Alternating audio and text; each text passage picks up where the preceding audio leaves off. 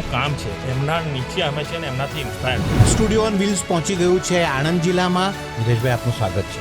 આણંદ જિલ્લામાં infrastructure development બી બહુ સારું કર્યું છે. આણંદ જિલ્લો ખેડા જિલ્લાથી જ્યારે અલગ પડ્યો, હું 2019માં ચૂંટાયો ત્યારે મારો પહેલો એજન્ડા હતો સિવિલ હોસ્પિટલ. સિવિલ હોસ્પિટલ આ જિલ્લામાં નથી. અત્યારે સિવિલ હોસ્પિટલનું 90% કામકાજ પતી ગયું છે. 2-3 મહિનામાં સીએમ સાહેબને આપણા આરોગ્ય મંત્રી આવીને એનું લોકાર્પણ કરશે. HIV પીડિતોને માટે ડાયાલિસિસની સુવિધા બી ઊભી કરી છે. આખું HIV પેશન્ટની ડાયાલિસિસ મશીન આપ્યું સરકારે. પેશન્ટ ખુશ છે. આણંદ જિલ્લો છે ને કોઓપરેટિવ સેક્ટરનો જિલ્લો છે. કોઓપરેટિવ સેક્ટર ભારતમાં ગેમ ચેન્જર થશે કે કેમ? 100%. ગૃહમંત્રી અમિતભાઈ સાહેબ સહકારિતા મંત્રી તરીકે જ્યારે કરી રહ્યા છે, આપણા દેશના પૈસા દેશમાં રહેશે અને દેશ મજબૂત થશે.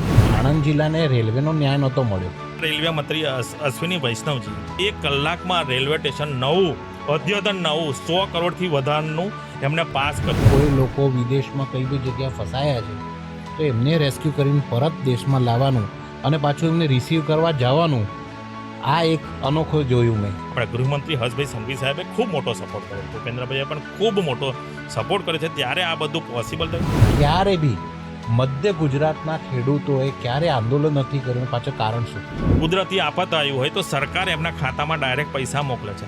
એ એમને મળી જતા હોય, યુરિયા એમને પ્રોપર મળતું હોય, ફર્ટિલાઇઝર એમને પ્રોપર મળતું હોય, અને ત્યારે શું કરવા સરકાર સામે કોઈ બી પડે. નમસ્કાર, સ્ટુડિયો ઓન વ્હીલ્સ પહોંચી ગયું છે આણંદ જિલ્લામાં. અમે છીએ વાસદમાં, અને જ્યારે વાસદમાં આવીએ, આણંદ જિલ્લામાં આવીએ, ત્યારે એક વિશિષ્ટ અતિથિને મળવાનું મન થાય. એ છે આપણા લોકલાડીલા સાંસદ સભ્ય મિતેશભાઈ પટેલ. મિતેશભાઈ, આપનું સ્વાગત છે. નમસ્કાર, સૌને હું આવકારું છું. આપને પણ વિવેકભાઈ આવકારું છું. ને ખરેખર કહું તો જે રીતે તમે સ્ટુડિયો બનાવ્યો છે અને જે રીતે આખા ગુજરાતમાં, અને આ એક વિઝનથી, અને આ વિઝનથી એક મેસેજ પૂરા ગામડાઓના, જ્યારે સાહેબ કહેતા હોય કે અંત્યોદયના વ્યક્તિ સુધી જે પહોંચાડવું છે, એ તમે કામ કરી રહ્યા છે. પૂરી ટીમને મારા તરફથી ખૂબ ખૂબ અભિનંદન આપું છું. બિઝનેસમેન અને આજે એક સફળ સાંસદ આપણે કહી શકીએ, કેમ કે આપણે પાર્ટીમાં હોય કે રાજનીતિમાં હોય, બરાબર કામ ના ચાલતું તો બીજી વાર ટિકિટ જ ના મળે.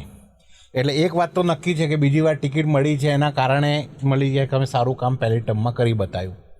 મારે એ જાણવું છે કે એક બિઝનેસમેન તરીકે અને એક રાજનીતિના સંસદ સભ્ય તરીકે કેટલો ડિફરન્સ છે?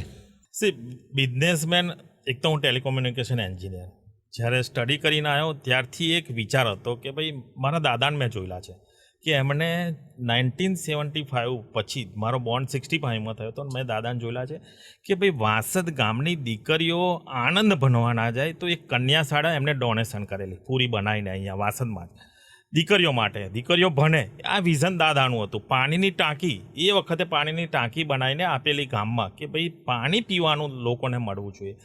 સેવા કરતા હતા, એ જોયેલું છે. એ રીતે અમે પણ જ્યારે ભણીને આવ્યા અને બિઝનેસમાં બેઠા ત્યારે દાદાની જે સેવા હતી એ સેવા અમે ચાલુ રાખી. પરંતુ સેવામાં ક્યાંક બિઝનેસમેન તરીકે ક્યાંક ને ક્યાંક એવું લાગે કે ભાઈ આપણે સેવા કરતાં કરતાં કંઈક રાજકારણીને પણ મળવું પડે અને સેવા કરવી પડે. તો મને એવું થયું કે દેશની સેવા જ્યારે પ્રધાનમંત્રી નરેન્દ્રભાઈ મોદી સાહેબ કહી રહ્યા છે, એમનાથી ઇન્સ્પાયર હતો હું. અને પ્રધાનમંત્રી જ્યારે આપણા ગુજરાતના ચીફ મિનિસ્ટર હતા ત્યારે ઘણી વખત એક ભારતીય જનતા પાર્ટીના કાર્યકર્તા તરીકે એમને મળતો હતો. તો એમને ઘણા બધા વિઝન, ઘણા મારી દાળ મિલે આવ્યા ત્યારે પણ મને ઇન્સ્પાયર કર્યો. તો એ બધું જોઈને મને એવું થયું કે રાજકારણમાં આવવું જોઈએ, અને સાહેબના આશીર્વાદથી જ રાજકારણમાં આવ્યો છું, ને સેવા કરવા માટે આવ્યો છે. જે આણંદ જિલ્લાની નાગરિકોને જે તકલીફો પડતી હોય, તકલીફો ગુજરાત સરકારને ભારત સરકારમાં લઈ જઈ સેવા જ કરવી છે. આ આણંદ જિલ્લામાં એમની સુવિધાઓ માટે, NRIની સુવિધાઓ માટે એવું શું કર્યું આપે કે લોકો વખાણ કરે કે અમે વર્ષે એકવાર આવતા હોઈએ પણ અમને બધી સુવિધાઓ મળી જાય? NRIs જ્યારે આવતા હોય છે ત્યારે NRIsની મીટ હોતી હોય છે, ત્યારે હું એમને મળું છું. ને હું પણ વિદેશમાં અમેરિકા જાઉં છું ત્યારે NRIs, આપણે બીજેપી ઓવરસીઝ છે, એમની સાથે કોન્ટેક્ટ છે. ઘણી બધી વખત જ્યારે બીજેપી ઓવરસીઝ પૂરા વર્લ્ડમાં વિડીયો કોન્ફરન્સ હોય ત્યારે પણ હું જોડાઉં છું અને એમની સાથે વાર્તાલાપ કરું છું. એમનો જોડે જે એમની મુશ્કેલીઓ છે દૂર કરું છું. બહુ ક્લિયર કહું છું હું તમને, ક્યાંય જગ્યાએ નથી. જ્યારે એ લોકો એરપોર્ટ ઉતરે છે અને એરપોર્ટ ઉતર્યા પછી દરેક NRI ડ્રિંક્સ લેતા હોય છે, વિસ્કીની 2 લીટરની પરમિશન છે લઈને આવતા હોય છે, પરંતુ પોલીસ ક્યાંક ને ક્યાંક જગ્યાએ રસ્તામાં હેરાન કરે છે એ લોકોને. એ ફરિયાદ મારી સુધી આવી હતી. તો આ પહેલાં જે ગૃહમંત્રી હતા પ્રદીપસિંહ, ત્યારે પણ એમની જોડે વાત થઈ હતી ને પ્રદીપસિંહે ત્યારે પણ બંધ કર્યા. અત્યારે જ્યારે ડેપ્યુટી સીએમ આપણા હર્ષભાઈ સંઘવી સાહેબ છે, એમની સાથે પણ મેં આ પોઈન્ટ ડિસ્કશન કર્યું તો એમને ખૂબ સારો સપોર્ટ કર્યો. 6 થી 7 પોલીસવાળાને તો એમને સસ્પેન્ડ તાત્કાલિક કરી દીધા હતા. એટલે એનઆરઆઈઝ ખુશ છે કે આટલી મોટી એક્શન જ્યારે સાંસદ તરીકે એક ગૃહમંત્રીને કહીને આટલી મોટી એક્શન એમના માટે લેતા હોય, એનઆરઆઈઝ માટે. એનઆરઆઈઝને એવું છે કોઈ જગ્યાએ હેરાન ના થાય અને આવી શાંતિથી રહે. અને અહીંયા જે પોતાના ગામડામાં એનઆરઆઈઝ આવે છે, ખાલી ફક્ત આવીને રહેતા નથી, ગામડામાં ક્યાંક ને ક્યાંક નાનું મોટું ડોનેશન આપી ગામડા પોતે જ્યાં રહેલા છે, ઉછરેલા છે, ત્યાં પણ ક્યાંક ને ક્યાંક સ્કૂલ હોય કે નાની મોટી જગ્યાએ પાણીની ટાંકી હોય, ક્યાંક ડોનેશન આપતા રહે. એમનાથી સરકાર સાથે એ લોકો પણ ગામડાનો વિકાસ કરી રહ્યા છે. ત્યારે મારી એક ફરજ આવે છે કે કોઈ પણ નાગરિકને કોઈ તકલીફ બીજી રીતે ના પડવી જોઈએ, એ હું એમને તકલીફો દૂર કરવા માટેના પ્રયત્ન કરી રહ્યો છું. પણ આણંદ જિલ્લામાં ઇન્ફ્રાસ્ટ્રક્ચર ડેવલપમેન્ટ બી બહુ સારું કર્યું છે. હવે તો રેલવે, મને યાદ છે આણંદ જિલ્લાને રેલવેનો ન્યાય નહોતો મળ્યો. મેં કહ્યું એમ કે ભાઈ આણંદ જિલ્લો ખેડા જિલ્લાથી જ્યારે અલગ પડ્યો અને હું 2019માં ચૂંટાયો ત્યારે મારો પહેલો એજન્ડા હતો સિવિલ હોસ્પિટલ. સિવિલ હોસ્પિટલ આ જિલ્લામાં નથી. અત્યારે સિવિલ હોસ્પિટલનું 90% કામકાજ પતી ગયું છે અને 2-3 મહિનામાં સીએમ સાહેબને આપણા આરોગ્ય મંત્રી આવીને એનું લોકાર્પણ કરશે. 200 બેડની ખૂબ મોટી 172 કરોડ રૂપિયા આપણી ગુજરાત સરકારે આપ્યા છે અને 172 કરોડની સિવિલ હોસ્પિટલ બની છે. બીજું કહું કે આપણા રેલવે મંત્રી અશ્વિની વૈષ્ણવજી 1.5 વર્ષ પહેલાં એક યુવાઓને સંબોધન કરવા વિદ્યાનગર ખાતે આવતા હતા. હું એમને રેલવે સ્ટેશન લેવા ગયો. મેં એમને કીધું કે આ રેલવે સ્ટેશન ખૂબ જૂનું 100 વર્ષથી ઉપરનું રેલવે સ્ટેશન છે ને સરદાર સાહેબની કર્મભૂમિ છે. સરદાર સાહેબનું ઘર અહીંયા કરમસદમાં આવેલું છે. સાહેબ પણ ત્યાં ગયા હતા. એમને કહ્યું મને કે તમારી વાત સાચી છે. મેં કહ્યું તમે 199 રેલવે સ્ટેશન નવા બનાવવા માટેની પરમિશન અમને બજેટમાં આપી, મને ખ્યાલ છે. બરાબર. આ એક રેલવે સ્ટેશનમાં કહું અને સાહેબનું પણ, મોદી સાહેબ પણ ઈચ્છે છે કે કરમસદ અને સરદાર સાહેબની કર્મભૂમિ આટલું સ્ટેચ્યુ ઓફ યુનિટી જ્યારે બનતું હોય તો આ રેલવે સ્ટેશનને પણ તમે નવું રેલવે સ્ટેશન તરીકે આપો. એમને મારી સામે જ મારી જ ગાડીમાંથી ફોન કર્યો ત્યાં એમના સચિવને અને કહ્યું કે આની પરમિશન માટે તમારે જે થઈ શકતું હોય કરો અને મને કલાકમાં આનો રિવર્ટ જવાબ આપો. અમે બંને ત્યાં સ્ટેજ પર હતા વિદ્યાનગર કોલેજમાં ને જવાબ આવી ગયો મેલને. મેલ વાંચીને સ્ટુડન્ટને બતાવ્યો કે 1 કલાકમાં રેલવે સ્ટેશન નવું, અદ્યતન નવું 100 કરોડથી વધારનું એમને પાસ કર્યું. અત્યારે આર્કિટેક્ચરને બધા ડિઝાઇન કરી રહ્યા છે. 3 વાર મારી સાથે આર્કિટેક્ચરની મિટિંગ થઈ પણ હજુ મને થીમ જે ગમતી નથી.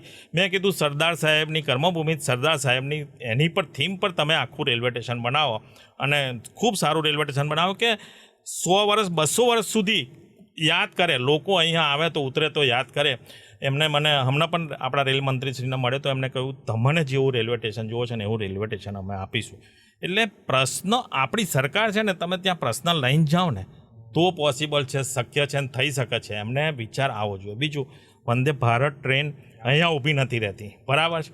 મેં સાહેબને એવું કીધું, આપણા રેલ મંત્રીશ્રીને પ્રેઝન્ટેશન વ્યવસ્થિત કર્યું કે સરદાર સાહેબની કર્મભૂમિ છે.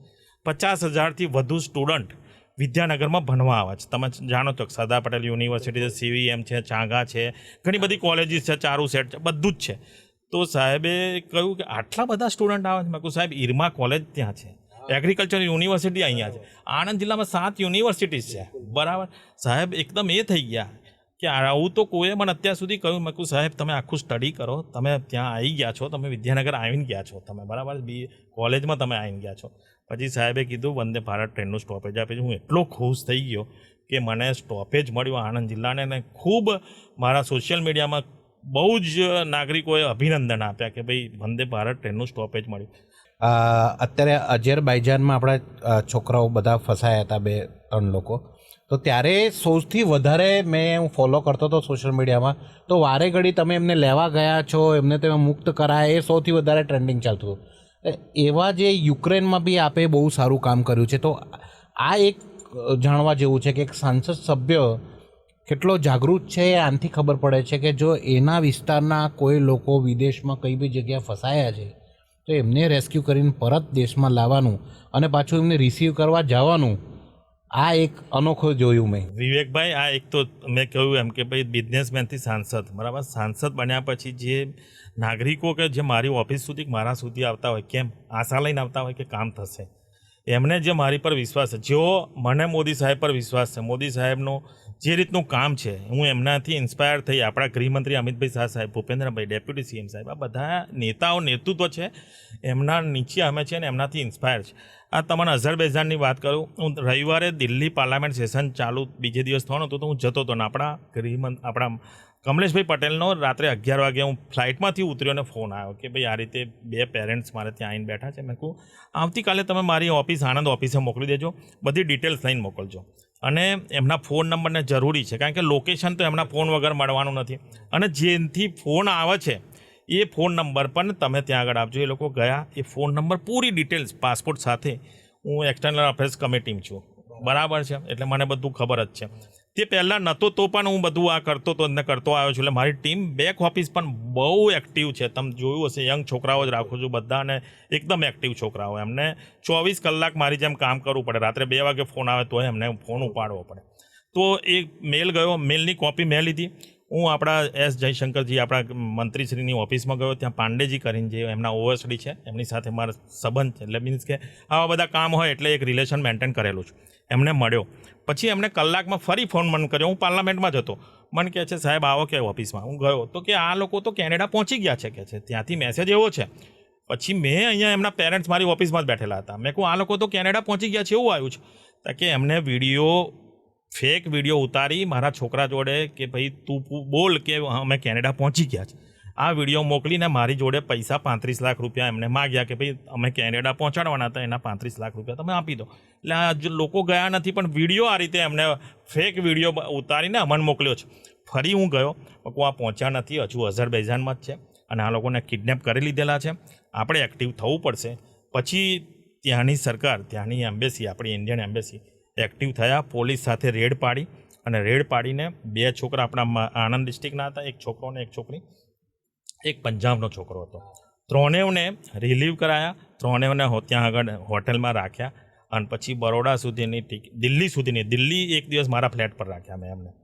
હું અહીંયા હતો પણ મારો રસોઈયો અને ટીમ એમને લેવા ગઈ, ત્યાં એમને રાખ્યા શાંતિથી, ત્યાં રિલેક્સ થયા. પછી બીજે દિવસ સવારની ફ્લાઇટ કરાઈ, અહીંયા આવ્યા. હું બરોડા એરપોર્ટ લેવા ગયો. મેં એમની સાથે બધી જે વાતો કરીને, જે મારી પાસે વિડીયો છે, આપણે વિડીયો વિવેકભાઈ જોઈ ના શકીએ ને, એટલા અત્યાચાર કરંટ આપતા હતા, એટલા અત્યાચાર છે. હા, એટલા અત્યાચાર છે. અને એ લોકોએ કીધું કે આ આખી એક ગેંગ છે.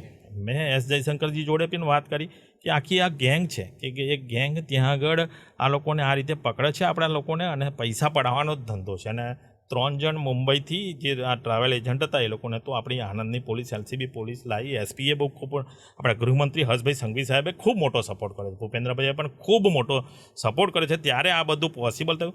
24-48 કલાકમાં ત્યાંથી છોડાવવા, અને એ બી અઝરબૈજાનમાંથી. એટલે એ એક મોટો ટાસ્ક હતો, પરંતુ માતાજીની કૃપાને આપણા મોદી સાહેબની નેતૃત્વમાં કશું ઇમ્પોસિબલ નહીં, એ પોસિબલ થઈ શકે છે. અને આવું અત્યારે આપણે જોઈ રહ્યા છીએ, ઈરાન ઇઝરાયલનો યુએસએનું યુદ્ધ ચાલી રહ્યું છે, ત્યારે દુબઈમાં ઘણા બધા લોકોને પરત ફાર્યા, જેદ્દામાંથી પાછા લાયા. આવું નવું યુક્રેનમાં બી હતું.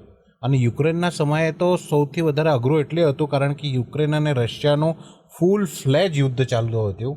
અને અહીંયા તો દુબઈ નજીક છે, પણ પેલું તો ખૂબ દૂર હતું. તોય આપણા બધા સ્ટુડન્ટ્સને હેમખેમ પાછા લાવ્યા, ને એમને કહેવાથી યુદ્ધ રોકાયું.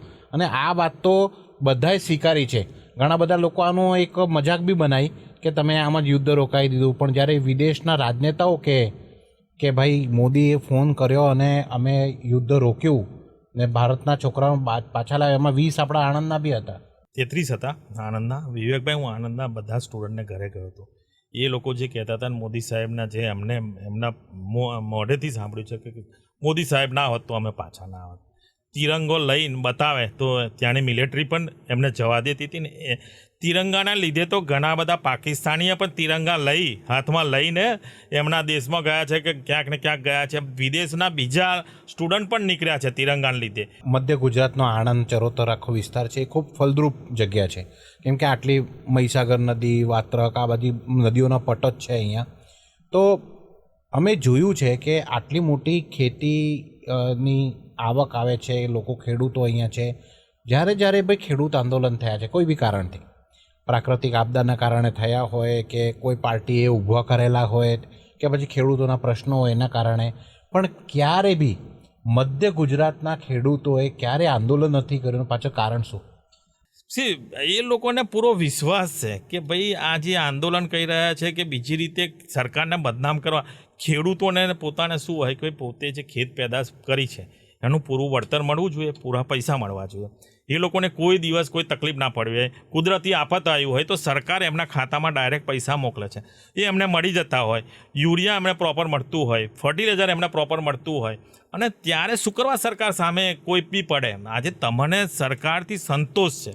મેં કહ્યું એમ નેતૃત્વ ઉપર જ્યારે તમને સંતોષ હોય અને નેતૃત્વ આપણું તમારું ધ્યાન રાખતા હોય, નાગરિકોનું ધ્યાન રાખતા હોય. સાહેબ રાખે છે 140 કરોડ જનતાને પોતાનું ફેમિલી સમજે છે. સાહેબ ફેમિલી કોને સમજે છે? કુટુંબ કોને સમજે? દેશના દરેક નાગરિકને સમજે છે. પરંતુ દેશના અમુક નાગરિકો જે વિપક્ષમાં છે એ સાહેબને હજુ સમજી જ નહીં શકે અને સમજી પણ નહીં શકે. સાહેબ જે રીતનું કામ કરી રહ્યા છે અને ખૂબ નજીકથી સાહેબને મળું છું, ખરેખર જોઈએ ને તો મેં કહ્યું એમ કે આપણા દેશનું નેતૃત્વ આપણને નહીં વિશ્વમાં ગૌરવ થાય એ રીતનું નેતૃત્વ આપણને મળ્યું છે.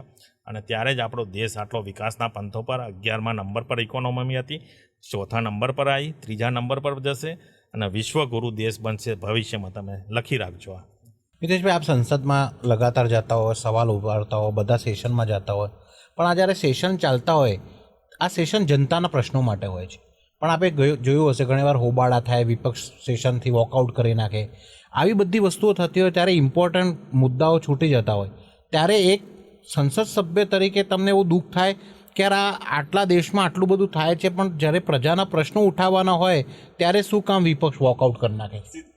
તમને ક્વેશ્ચન 20 પૂછવાના મળે, બરાબર? એ 20 ક્વેશ્ચન બી તમને લોટરીમાં 377માં બી તમને ક્વેશ્ચન પૂછવાના 20 ક્વેશ્ચન મળે. એ પણ તમારા લોટરીમાં 543 સાંસદો છે અને લોટરીમાં નંબર 20મા નંબરથી આજે મને એવું થાય કે મારે કાલ પ્રશ્ન આવ્યો છે અને મારા પ્રશ્ન પૂછવાનો છે. ક્યારેક 2-3 સેશનમાં એક તો પ્રશ્નમાં લોટરીમાં નંબર લાગતો હોય, તમારો ઇમ્પોર્ટન્ટ પ્રશ્ન હોય, અને જ્યારે આવા હોબાળા થાય ત્યારે કેટલું દુઃખ થાય કે ભાઈ મારા મત ક્ષેત્રનો પ્રશ્ન છે અને હું પૂછી નહીં શકતો. એટલે ત્યારે ખૂબ દુઃખ થાય આપણને કે ભાઈ આ લોકોને જે પાર્લામેન્ટ સેશન ચાલવા દો. અને આપણા સ્પીકર સાહેબ ઓમ બિરલાજી કહે છે, આપણા ત્યાંના પાર્લામેન્ટરી મિનિસ્ટ્રી બી કહે છે કે ભાઈ તમે તમારે જે પ્રશ્ન પૂછવો હોય તમને ટાઈમ આપીશું, તમે પૂછજો. પણ એમને ફક્ત ને ફક્ત દેશની છબી બગાડવાનું જે કામ કરી રહ્યા છે. તમે જોયું હશે કે વિપક્ષની મહિલાઓ છે પ્રધાનમંત્રી નરેન્દ્રભાઈ મોદી સાહેબની જગ્યા સુધી પહેલી વાર મેં આવું જોયું હશે કે ત્યાં સુધી આવી ગયેલા. હવે શું છે આ? કંઈ એ છે? અને મોદી સાહેબ જવાબ આપવાના હતા, તમને બજેટ વિશે બી જવાબ આપવાના હતા, રાષ્ટ્રપતિના ભાષણ વિશે પણ જવાબ આપવાના. તમે જવાબ સાંભળો. તમને વિપક્ષને પણ બોલવાનો ટાઈમ આપે છે, રાહુલ ગાંધીને બોલવાનો ટાઈમ આપ્યો હતો, પણ હર હંમેશા મુદ્દો બીજો જ લઈને આવતા હતો, ચાઇનાનો ને એ જ લઈને આવતા હતા. અરે તમે જે કંઈ વસ્તુ થઈ જ નથી, જે બુક થઈ પ્રેઝન્ટ થઈ જ નથી, એ વિશે શું કરવા બોલો છો? લોકોને શું કરવા? દેશની વ્યક્તિ જેને મોદી સાહેબ પર અતૂટ વિશ્વાસ છે, એ લોકોને એમનું માઇન્ડ ડાયવર્ટ કરવા માટે શું કરવા તમે આવા કામો કરો છો? ખરેખર જોઈએ તો જ્યારે પાર્લામેન્ટ સેશન ચાલતું હોય ને તો પ્રશ્ન જે પૂછવાનો ટાઈમ છે ને તમને જ્યારે મળતું હોય ને તો પ્રશ્ન પૂછવા દેવા જોઈએ. વિપક્ષોને પણ હું વિનંતી કરીને કહું છું આપના માધ્યમથી કે પાર્લામેન્ટ સેશન અરે ચાલવા દે. એમને પણ બોલવાનો હક છે, એમને બોલવાનો હક આપણે આપીએ જ છે, આપણી સરકાર આપ જ છે, આપણા ઓમ બિરલાજી સાહેબ સ્પીકર સાહેબ પણ આપ જ છે. તો એનો પણ એ લોકોએ સદુપયોગ કરવો જોઈએ. પોલિટિકલ પાર્ટીના રીતે મારે વાત કરવી છે. આપ તો પહેલે બીજેપીમાં એક કાર્યકર્તા ટ્રેઝરર બી રહ્યા છો, અહીંયા પાયામાં કામ બી કર્યું છે. એક સમયે આ જે છે એ કોંગ્રેસનો ગઢ હતો. હવે કઈ જગ્યાએ કોંગ્રેસ દેખાતી નથી. એકાદ સીટ છે આંકલાઓમાં ને એ રીતે, પણ વર્ષોથી હવે જે છે એ ભારતીય જનતા પાર્ટીનો દબદબો અહીં આવી ગયો છે દરેક જગ્યા ઉપર. શું કારણ છે? એવું શું થયું કે કોંગ્રેસનો ગઢમાં ગાબડું પડ્યું અને બીજેપી આવી ગયું? 2019માં હું સાંસદ બન્યો. સાંસદ બન્યા પછી એક કાર્યાલય મારી મેં ચાલુ કરી. મને મોદી સાહેબે, હું જ્યારે આશીર્વાદ લેવા ગયો ત્યારે મને એક વાક્ય હજી છે મારા મનમાં કે પહેલાં આણંદ જિલ્લાના કોઈ પણ નાગરિકને તારી ઓફિસે આવે ને તો એને નારાજ ના કરીશ, એને બેસાડજે, એના પ્રશ્નો સાંભળજે. કોઈ તમારા ઓફિસ સુધી કેમ આવે છે કે કામ લઈને આવે છે. હવે કામ ના થયું હોય, સરકારી તંત્રમાં ના થયું કે ક્યાંય જગ્યાએ ના થયું હોય તો તમારી આશાથી આવતો હોય તો એને શાંતિથી સાંભળ. આજે સાંભળવાની એક જવાબદારી આપણે છે. કામ તો થાય કે ના થાય પછીની વાત, એને શાંતિથી સાંભળીશું, એના પ્રશ્નો લખીશું, આપણે એની ક્યાંક ને ક્યાંક જગ્યાએ એનું પ્રેઝન્ટેશન કરીશું, લેટરથી કરીશું કે ક્યાંક ને ક્યાંક કરીશું. પછી સરકારના હાથમાં છે કામ થવું કે ના થવું.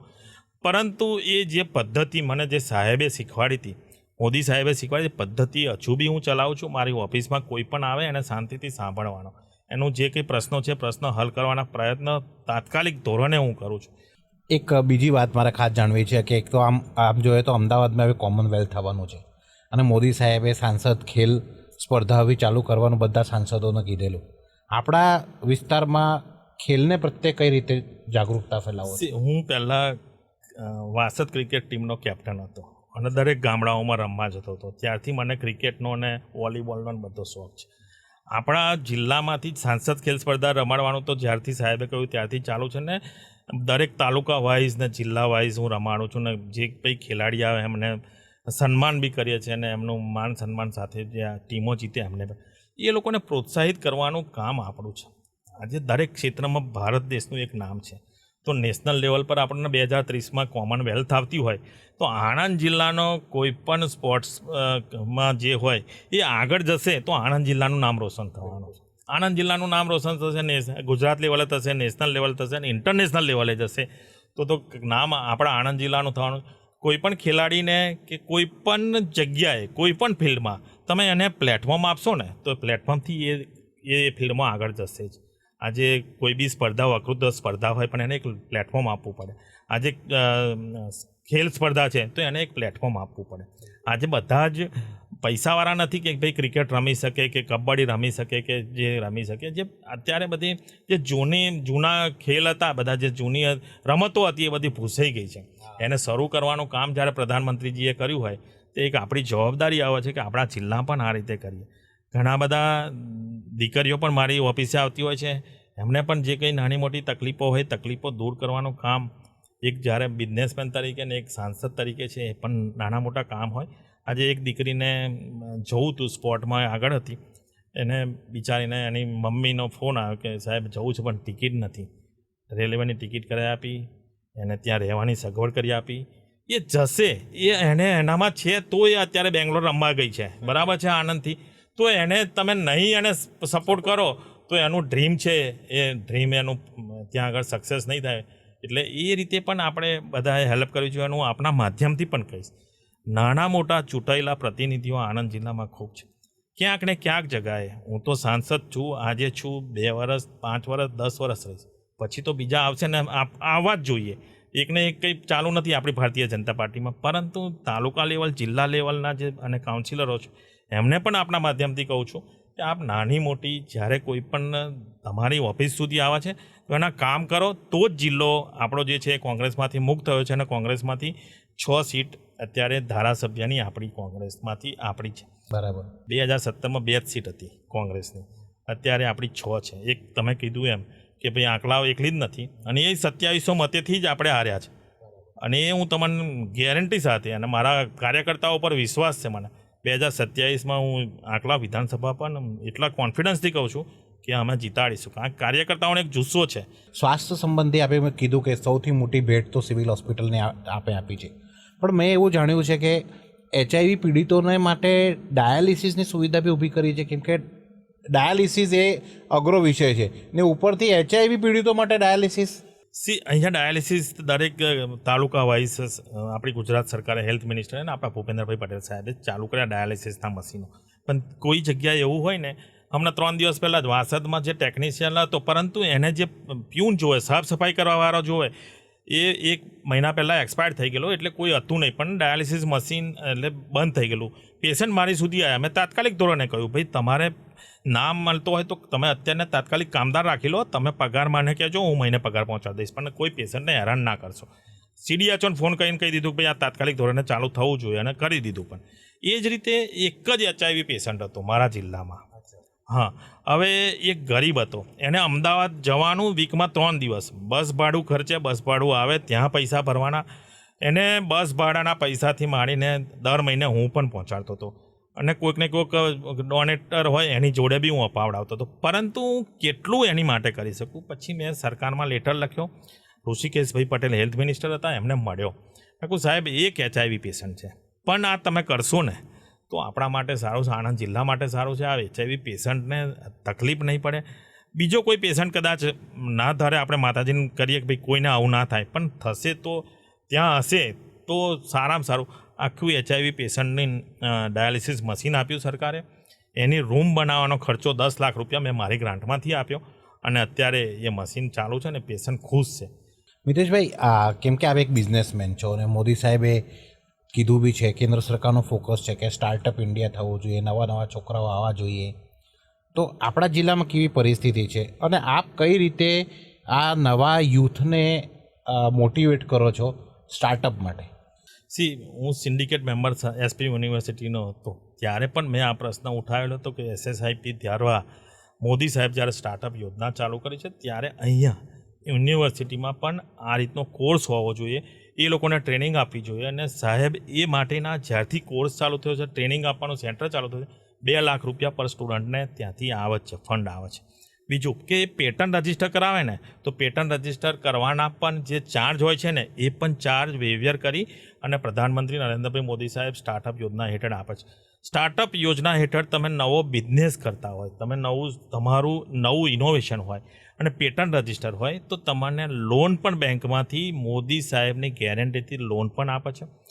આજે યુવાઓ છે નોકરી તરફ ના જાય, પરંતુ યુવાઓ પોતે બિઝનેસ ચાલુ કરી પોતાનો ઇનોવેશન, પોતાનો વિચાર છે એ વિચાર ભારત દેશમાં બીજા યુવાઓને પ્રોત્સાહિત કરી, બીજા યુવાઓને નોકરી આપી અને આ રીતનું સ્ટાર્ટઅપ યોજના ચાલુ કરશે ને તો મોદી સાહેબ જે વિકસિત ભારત બનાવવા જઈ રહ્યા છે, 2047માં વિકસિત ભારત બનશે, આત્મનિર્ભર ભારત બનશે. હું તમને એક નાનામાં નાનું ઉદાહરણ કહીશ કે ભાઈ કોઈ પણ સ્ટાર્ટઅપ હેઠળ આજે 10 લાખ, 15 લાખ, 25 લાખ રૂપિયા સુધીની લોન મળશે અને યુથ જે યુવાન છે એ ધંધો ચાલુ કરશે તો એનાથી 2-5 યુવાનોને પણ રોજગારી મળશે અને એનાથી બીજા પણ યુવાનો પ્રોત્સાહિત થઈ પોતે પણ બિઝનેસ ચાલુ કરશે અને બીજા યુવાઓને પણ જોડશે.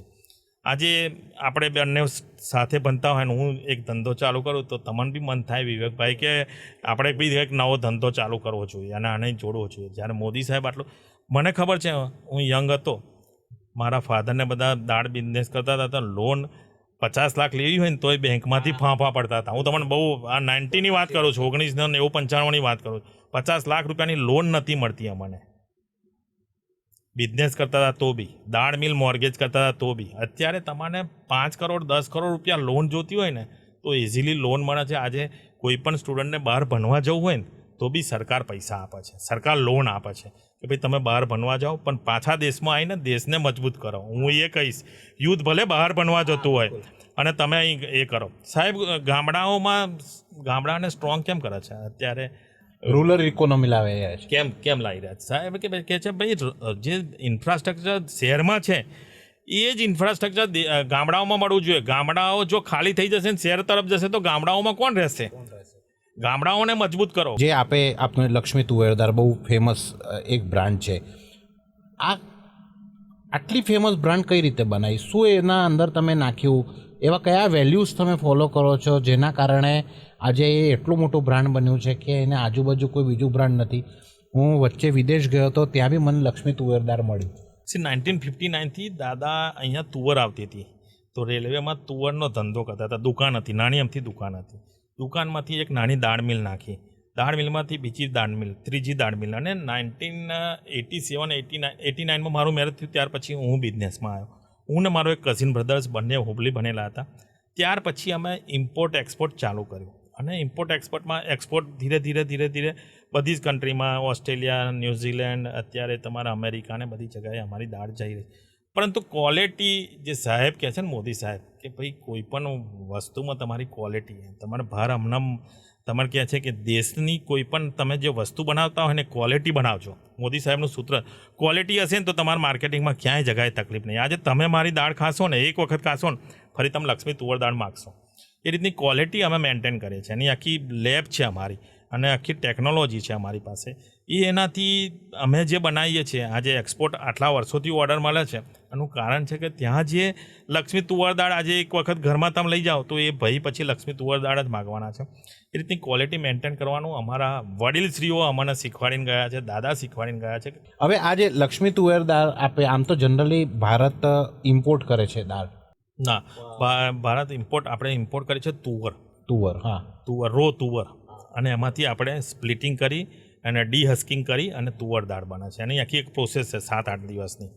તો આપણા દેશમાં દાળ વધારેમાં વધારે થાય એના માટે આપ સંસદમાં બી ત્યારે એગ્રીકલ્ચર મિનિસ્ટરને તમે હું સાંભળ્યું મળું હશે જ છું એમને. તો અને એનામાં શું કરી શકાય? મેં એમને એમ જ કીધું છે કે તમે જ્યારે MSP લેવલથી જ્યારે ભાવ દરેકના વધારો છો, આજે તુવરનો ભાવ બી તમારે 50 રૂપિયા તુવર હતી, 80 રૂપિયા તુવર થઈ ગઈ, MSP લેવલનો ભાવ કરું છું. સરકાર ખરીદ જ ખેડૂતોને પ્રોત્સાહિત કરવા માટે.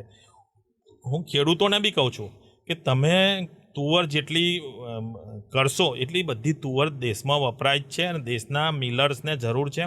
પ્રોડક્શન તુવરનું ઓછું છે, પલ્સીસનું ઓછું છે. આપણે તુવર બી મંગાવીએ છીએ, ચણા બી મંગાવીએ છીએ, ઉડદ બી મંગાવીએ છીએ, મગ બી મંગાવીએ છીએ, બહારથી મંગાવીએ છીએ. બધું જ વસ્તુ પલ્સીસ હોલ બધા જ બહારથી આપણે ના મંગાવતા હોય તો આપણા દેશમાં શોર્ટેજ પડે.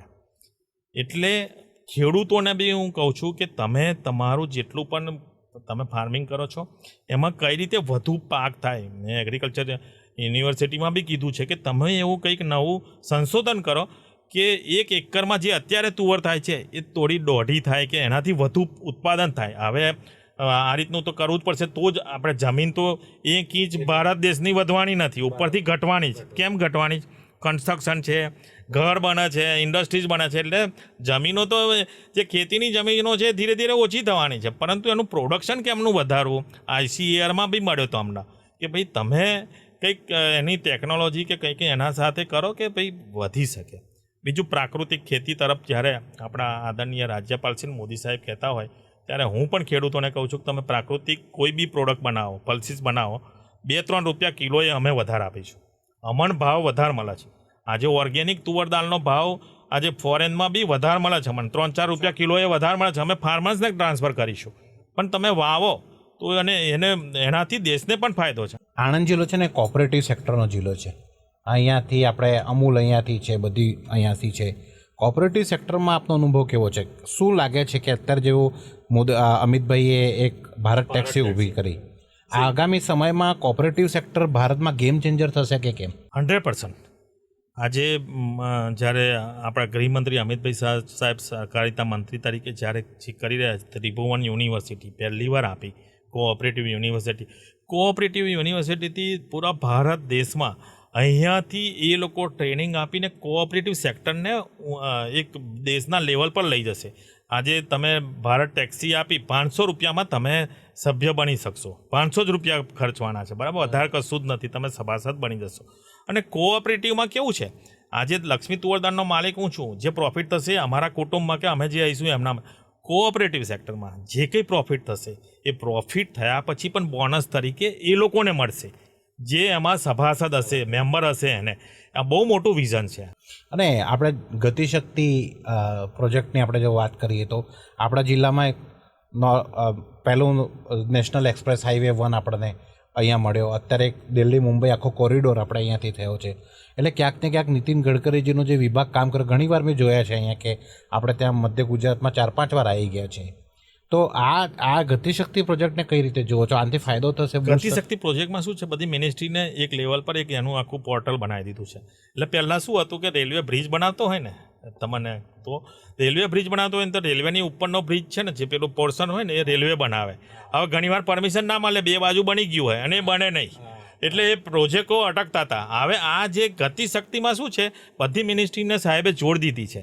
એટલે ક્યાંય જગાએ તમે પોર્ટલ પર મૂકી દીધું એટલે તરત જ એની પરમિશન મળી જાય. કાં તો રેલવે આખો ફ્લાયઓવર બનાવી દેશે, કાં તો ફ્લાયઓવર આખો જે કન્સ્ટ્રક્શન એ બનાવી દેશે. એટલે ક્યાંય જગાએ ફંડ છે, પ્રોજેક્ટ ચાલુ છે, ઇન્ફ્રાસ્ટ્રક્ચર ડેવલપ થઈ રહ્યું છે, તો અટકવું શું કરવા જોઈએ? એ સાહેબનું વિઝન છે ગતિશક્તિમાં. આજે હું નીતિન ગડકરીજીને મળવા જાઉં કે ભાઈ મારો પ્રશ્ન આ છે, હમણાં ગયો તો હું, આપણે બરાબર છે, દાંડી માર્ગ લઈને 4 વે બનાવવા માટે સાહેબે તરત પરમિશન આપી દીધી કે ભાઈ એ બની જશે અને બનાવવો જોઈએ.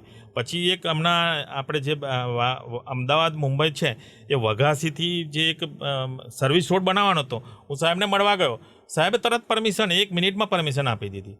વાસદ ચોકડીએ જ્યારે ગંભીરા બ્રિજ તૂટી ગયો અને જે વાસદ ટ્રાફિક થતો હતો તો મેં કહ્યું કે રોડ થોડો મોટો કરી આપો, સર્વિસ રોડ, સાહેબે તરત જ પરમિશન. એટલે નાના મોટા કામ તમે ત્યાં લઈને જાઓ. એક જ દિવસમાં હું 5 કામ પાસ કરાવીને લાવ્યો હતો નીતિન ગડકરીજીની ઓફિસમાં. 5 કામ પાસ કરાવીને લાવ્યો હતો, 1 કલાકમાં લઈને આવ્યો હતો.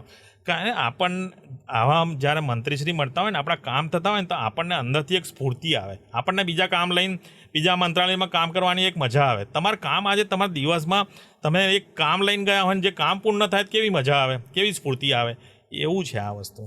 મિતેશભાઈ, એક સંસદ સભ્ય તરીકે હવે આગળનું વિઝન શું? હવે નેક્સ્ટ જે સમય આપણા પાસે બચ્યો છે 29 સુધીનો, શું કરવું છે? એક તો ફાર્મર્સો માટેનું જે અહીંયા છે એક તો એક તમાકુનો બહુ મોટો ઇસ્યુ છે. તમાકુના બધા વેપારી આવ્યા હતા, હું લઈ ગયો હતો આપણે નિર્મલા સીતારામનજીને મળવા માટે.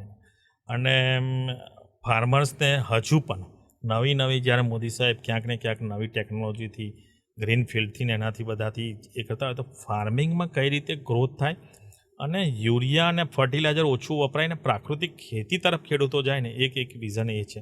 ઇન્ડસ્ટ્રીઝ નવી આવે આપણા આણંદ જિલ્લામાં. આજે ફૂડ પ્રોસેસિંગ યુનિટ અહીંયા વધારે લાગે. હું કલેક્ટરશ્રી જોડે હમણાં જ મળ્યો હતો કે ભાઈ આપણા જિલ્લો ફૂડ પ્રોસેસિંગ સાથે જોડેલો છે. અહીંયા ટામેટા બી છે, બટાકા બી છે, બધું જ કેળા બી પાકે છે. તો એક ફૂડ પ્રોસેસિંગ યુનિટ આણંદ જિલ્લામાં આવે એ માટેના પ્રયત્ન કરીશું. આજે નવું રેલવે સ્ટેશન છે એ છે, સિવિલ હોસ્પિટલ થઈ ગઈ છે, નવા ફ્લાયઓવર આણંદ કરમસદ આણંદ મહાનગરપાલિકામાં બની રહ્યા છે. ક્યાંય ટ્રાફિકની સમસ્યા ના નડે. એજ્યુકેશનમાં પણ આપણું જે હબ છે અત્યારે 50,000થી વધુ સ્ટુડન્ટ છે, હજુ પણ એજ્યુકેશનમાં ક્યાંય જગાએ પાછું ના રહે. એક વિઝન છે મારું, એક IIM કોલેજ આણંદ જિલ્લામાં આવે. બીજું આ તો બધી જે વાતો છે પણ ક્યાંક ને ક્યાંક પ્રશ્ન મૂકીશું તો 8-10 વર્ષે તો પછી તો કંઈક ને કંઈક સાહેબ શરૂઆત કરશે. એ પ્રશ્ન બી મેં IIMનો મૂકી દીધો છે. બીજું એર સ્ટ્રીપ, નાની હવાઈ પટ્ટી આણંદ જિલ્લામાં, કે ભાઈ વડોદરા છે અહીંયા છે પણ ક્યાંક આજે આ NRI જિલ્લો છે તો કોઈને એર એમ્બ્યુલન્સની જરૂર પડી કે હેલિકોપ્ટરની જરૂર પડી કે ડ્રોનની ટ્રેનિંગની જરૂર પડી કે પાયલોટના ટ્રેનિંગની જરૂર પડી તો એક વિઝન મારું એ પણ છે કે ભાઈ એક નાની એર સ્ટ્રીપ હવાઈ પટ્ટી મળે તો એનાથી પણ આણંદ જિલ્લાનો વિકાસ થશે. આ બધા આમ થોટ્સ છે અને થોટ્સ આજે મૂકીશ તો 15-20 વર્ષે એ થોટ્સ પૂર્ણ થશે. આજે અમૂલ ડેરી છે, અમૂલ ડેરી આટલી મોટી છે ને આજે અમૂલ ડેરી જોવા માટે બહારથી લોકો આવે છે. અમૂલ ડેરી પણ જે રીતે આગળ વધી રહી છે, હજુ પણ હું તો એમડીને એમને મળું છું કે ભાઈ હજુ પણ તમે અમૂલ ડેરીમાં ક્યાંક ને ક્યાંક નવું લાવો. કે આજે આટલા દેશોમાં અહીંથી તમે અમૂલ બટરને બધું મોકલો છો, બીજા દેશોમાં પણ મોકલો, વિકાસ કરો, રોજગારી વધારો. ખૂબ ખૂબ ધન્યવાદ મિતેશભાઈ. બહુ જ સારી વાતો મિતેશભાઈએ કરી છે. બિઝનેસની વાતો કરી, અમે એજ્યુકેશનની કરી, હેલ્થની કરી, ફ્યુચર વિઝનની કરી, સ્કિલની કરી, સ્ટાર્ટઅપની કરી.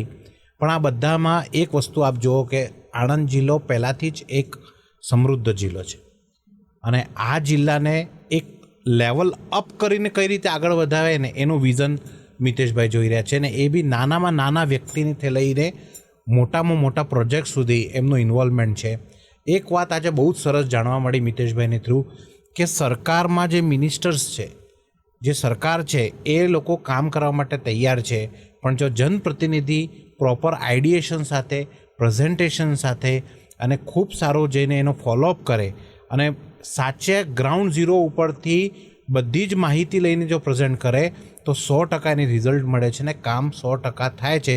સરકાર કામ કરવા માટે બેઠી છે પણ જનપ્રતિનિધિ એક્ટિવ હોય તો એ કામ ઝડપી પૂરું થાય. ખૂબ ખૂબ ધન્યવાદ.